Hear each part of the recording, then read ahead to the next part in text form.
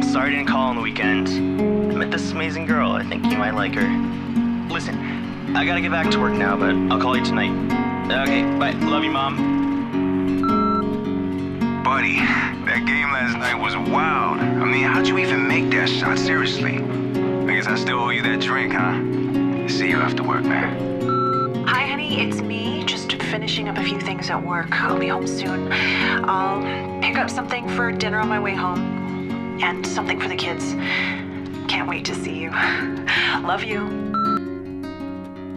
On April 28th, we remember the thousands of workers who've been killed, injured, or suffered illness on the job, forever changing the lives of their families, friends, and communities.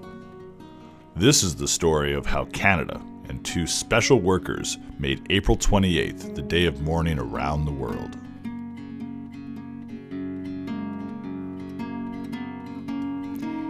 Meet Colin Lambert, one of the two people who dreamed of a day to remember workers killed as a result of their work. Colin came to Canada in 1968 and secured a job at the Inco mine in Sudbury as an active member of USW Local 6500.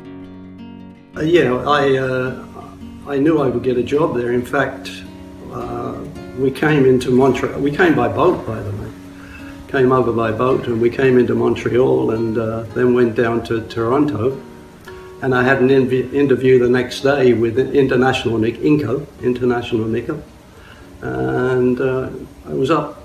Next day, I was up, not that, but a couple of days later, I was on my way up to Sudbury, and job was there. In the 1970s, he became chair of the Mine Safety Committee after a very nasty strike fought over safety conditions in the mine.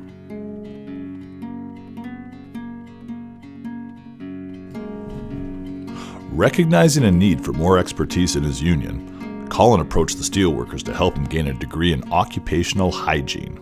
The steelworkers were supportive of Colin's initiative and quickly agreed to help him financially, as well as making sure his employment was secure during the months between university semesters. When he graduated with his degree, Colin was then advised that the union wasn't sure if they could offer him a full-time safety position. In an interview with the staff rep, Colin was asked for his stance on asbestos and without hesitation explained that in his opinion, no person should ever be exposed to any dose of asbestos. He said, well, what's your stand on asbestos then? And I said, well, I'm all against it, of course. There should be no, as far as scientifically, there should be no one exposed to any of asbestos because there's no safe level.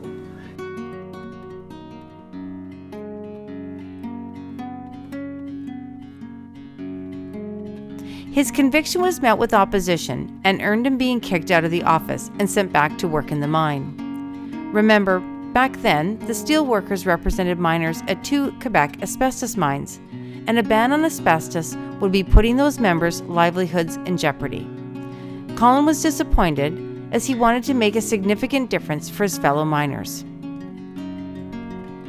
Dave Patterson, the United Steelworkers District 6 director, recognized that Colin had a significant skill to offer the labor movement and assured Colin that there were many organizations that would be interested in hiring him. Within days of his conversation with Patterson, Colin was contacted by CUPE Ontario President Lucy Nicholson and offered a job as Special Projects Officer, tasked with the responsibility of developing a health and safety program addressing violence in the workplace. Colin accepted this position with CUPE Ontario, but in his heart, he was still a steelworker, where his passion for health and safety had planted its roots. And I didn't really want it. I really wanted to be working with the steelworkers. In his role at CUPE Ontario and as a member of the Canadian Labour Congress Health and Safety Committee, Colin met and became good friends with Dr. Ray Sentis, Secretary-Treasurer of the Alberta Federation of Labour. Ray was a longtime advocate for asbestos workers and was a kindred spirit with Colin on the need to ban asbestos. Ray had been an insulation worker prior to earning his PhD and was an outspoken critic of the asbestos industry and its collusion with government. Ray died tragically of asbestosis on April 13, 2000, at the early age of 56.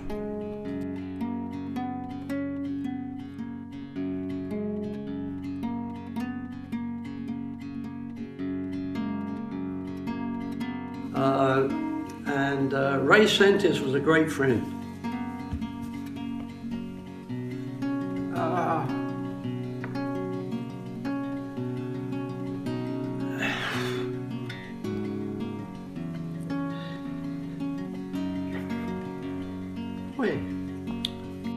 And anyway, I miss him still. Yeah, sorry. One afternoon in early 1983, while Colin and Ray were driving together to a CLC meeting, the pair was stopped by a funeral procession for a firefighter who'd been killed in the line of duty. As they marveled at the respect that colleagues, supervisors, and the public gave the fallen worker, it dawned on the two men that there was no similar recognition for other workers who had been killed in or because of their workplace. They questioned why workers in other occupations, whether in offices or factories, mines or forests, didn't receive the same recognition that was properly bestowed on firefighters and police officers. While they sat and watched the procession go by, Colin reminisced about a practice at Denison Mine in Elliott Lake. It was there that USW Local 5762 picked one day each year to remember all the miners who had succumbed to workplace exposures. At Denison Mine, they called it Worker Remembrance Day. As Colin and Ray talked, they wondered why this didn't happen all over the country.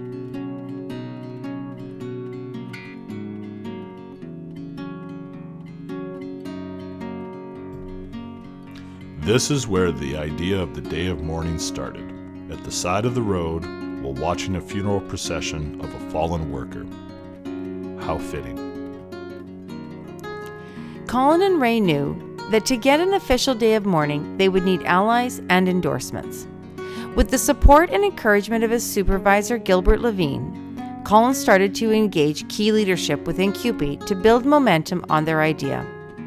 It was CUPE BC President Barry O'Neill who embraced Colin and Ray's passion and moved a resolution at the CUPE National Convention in 1983 to observe April 28th as the Day of Mourning. This date was chosen because April 28th, 1914 was the day the Ontario Workmen's Compensation Act was passed, the first of its kind in Canada.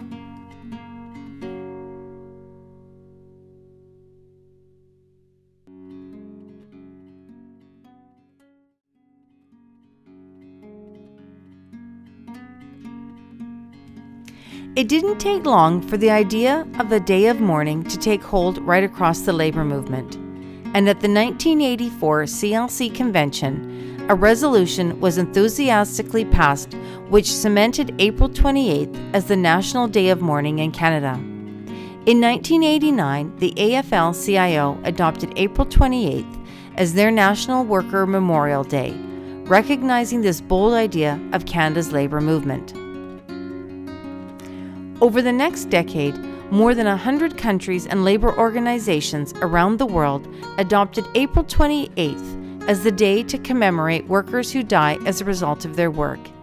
And although it may be called something different in each place, the intent is the same: to draw attention to the fact that workers continue to sacrifice their health and their lives while producing the goods and services we often take for granted.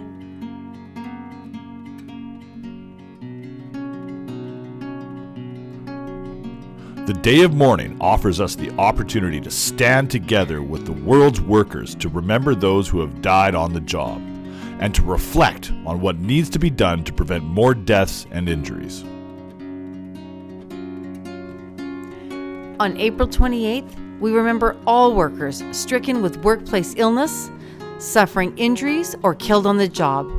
We remember children left without a parent and families facing hardship and deprivation. We remember young workers who are injured and killed at even higher, much higher rates than mature workers. We remember women whose workplace hazards are often unrecognized or ignored by health studies. We remember the walking wounded who are forced to continue to work because they are denied fair compensation. And we remember families and friends who have to nurse or care for ill or injured workers. The The Day of Mourning was born of the values of the union movement. It was created by working people to remind us that the fight continues for decent and safe working conditions. As we reflect on the history of the Day of Mourning and the inspiration of Colin and Ray, let us not forget that we must continue fighting for the safety and health of workers now and in the future. We must never lose sight that the Day of Mourning isn't just to remember those who have lost their lives or health due to work, but it is a time to renew our commitment and refresh our efforts to protect the living. Because an injury to one is an injury to all.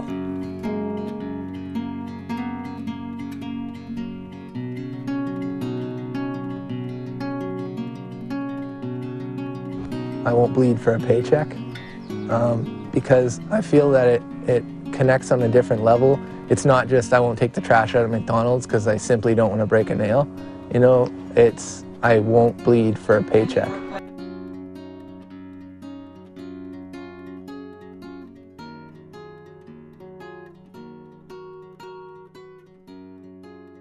Big